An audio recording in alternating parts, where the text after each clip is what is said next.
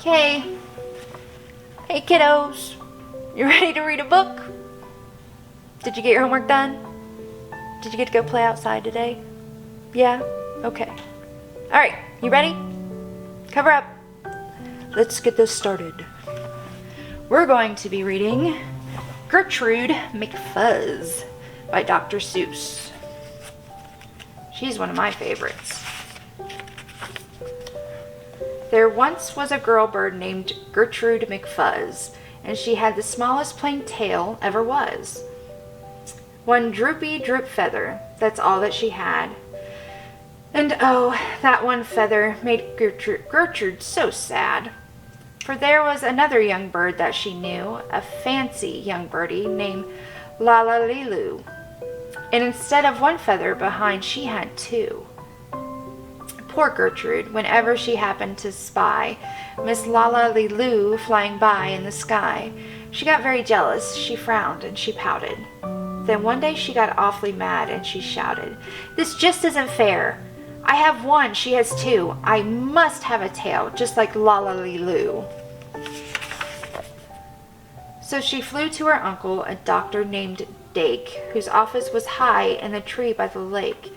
And she cried, "Uncle Doctor, oh please, do you know? Oh, some kind of a pill that will make my tail grow?" "Tut tut," said the doctor. "Such talk, how absurd. Your tail is just right, for you're kind of a bird." Then Gertrude had tantrums. She raised such a din that finally her uncle, the doctor, gave in, and he told her just where she could find such a pill, on a pillberry vine on the top of the hill. "Oh, thank you," chirped Gertrude McFuzz, and she flew right straight to the hill where the pillberry grew. Yes, there was the vine, and as soon as she saw it, she plucked off a berry. She started to gnaw it. It tasted just awful, almost made her sick, but she wanted that tail, so she swallowed it quick.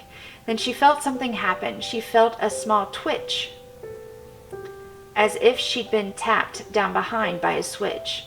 And Gertrude looked around and she cheered. It was true, two feathers exactly like Lalalilu. Then she got an idea. "I know what I'll do. I'll grow a tail better than Lalalilu. These pills that grow feathers are working just fine." So she nibbled another one off of the vine.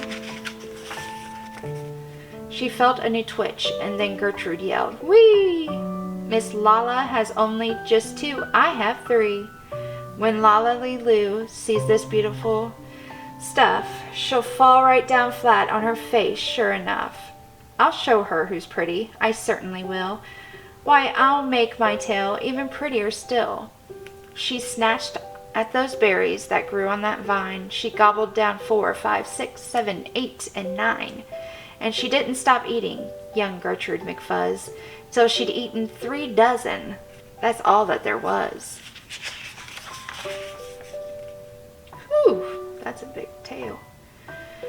Then the feathers popped out, with a zang, with a zing.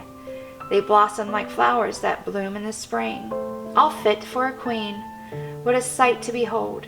They sparkled like diamonds and gumdrops and gold, like silk, like spaghetti, like satin, like lace. They burst out like rockets all over the place. They waved in the air and they swished in the breeze, and some were as long as the branches of trees. And still they kept growing. They popped and they popped, until long about sundown, when finally they stopped. "And now," giggled Gertrude, "the next thing to do is to fly right straight home and show Lalalilu. And when Lala sees these, why, her face will get red, and she'll let out a scream, and she'll fall right down dead." Then she spread out her wings to take off from the ground, but with all of those feathers she weighed 90 pounds. She yanked and she pulled, and she let out a squawk, but the bird couldn't fly, couldn't run, couldn't walk.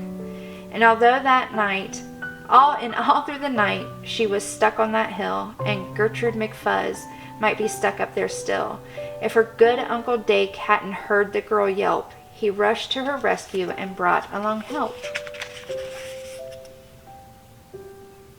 To lift Gertrude up almost broke all their beaks, and to fly her back home, it took almost 2 weeks. And then it took almost another week more to pull out those feathers. My Gertrude was sore. And finally, when all of the pulling was done, Gertrude behind her again had just one.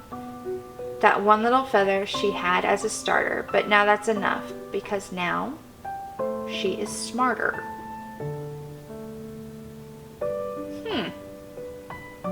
What do you guys think? Was she smarter? I don't know. I think she looks cuter with it. But okay. You brushed your teeth, your homework's done, I read you a story. Now it's time to lay down, get under the blankets, and go night-night. Okay? Love you.